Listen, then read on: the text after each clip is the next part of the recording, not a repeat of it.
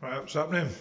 Long time no speak. You might be able to see down there, little Porsche. And today, we're going to be, can I spin this round? Can I bollocks? Spin the camera around. We're going to be trying to fit this roll cage, hopefully you can see it. So, it's going to be one of them where it's a bit choppy, blah blah blah.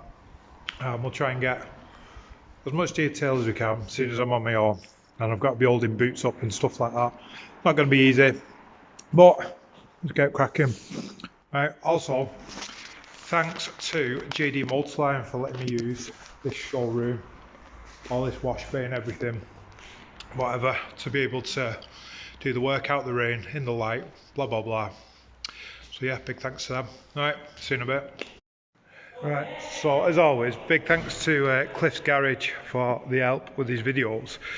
Without Cliff over there in America or Canada or wherever he's from, I'd be knackered, to be honest with you. So, first bit, we're going to get access to the strut towers.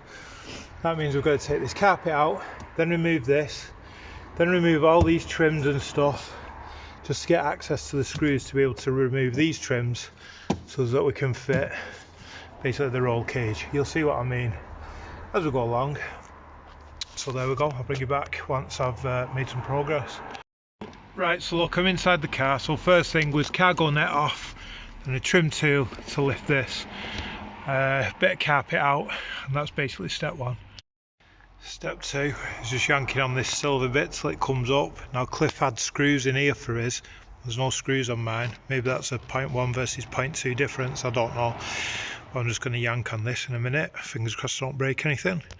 Right, step three is removing these things here and these covers here. Basically you just yank on them, so it's a bit barren. I'll bring you back. So now it's just a case of removing these little screws, and then all this trim panel can come down to give us access to some more screws over there for this one. Then that can come out, then we can get to the fun bits.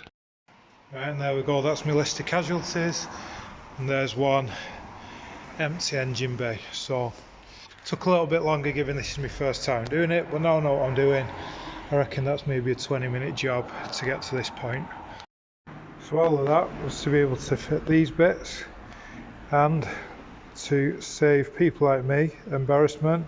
There's an R on this one and there's an L on this one. So we can get them on the right side and make life easy for ourselves. So there we go, cup fitted, or whatever you want to call it, turret. I don't know the fancy names for this shit, but you know what I mean. And there's the other one with the sound deadening back around it. So now what I'm going to have to do is, because these bits will stick through the plastic trims, I've got to cut the plastic trims to give me access. So that's going to be my next bit. Right, so this is the trim, and this is where I need to cut the hole, basically. And I'm going to use this Dremel.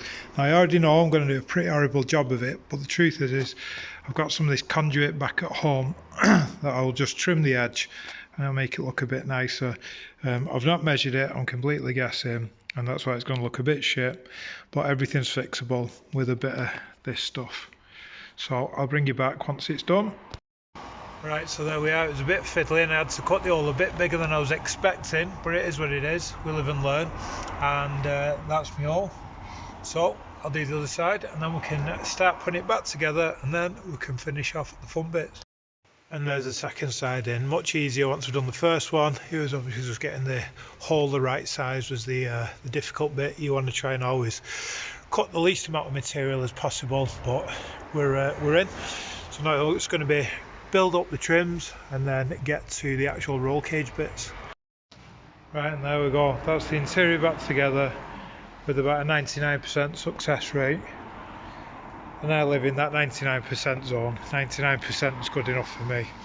So now we're going to crack on with the fun bit. We'll start with the centre roll bar and then we'll piece the rest together from there. Right, so seat belts are undone, one seat's out. I might try it with one seat in and see how far I get. I'll bring you back. Right, so it's definitely put up more of a fight than I was expecting, but we are in with the roll bar. I think I might call it a day there because we're running out of time, and I'll come back to this I think next week to finish the cross part. So I'll put the seats in and I'll bring you back. It'll be another day, but if it's good enough for Matt Armstrong, it's good enough for me. So this is the weather that we're dealing with. So again, big thanks to Johnny and everyone at GD Multifine or Multicar Finance, 2 company names anyway, for letting me use the space. Right, so yeah, I made a boo-boo basically. Where the roll bar goes over, to be able to fit the down bars, whatever they're called, the ones that come down to meet the struts, you've got to fit them first before you fit the rollover bar. So it's all going to have to come back out pretty much and redo it. It's not a massive job, but it's enough that I can't be bothered doing it today. So we'll upload this as a part 1. You'll see what I've done so far, and then I'll bring it back for part 2 to get the crossbar in and the down bars or whatever they're called. I should know this, should know what they're all called, but I don't. Right, so we'll end the video here and I'll bring you back next time when we do part 2. See you in a bit.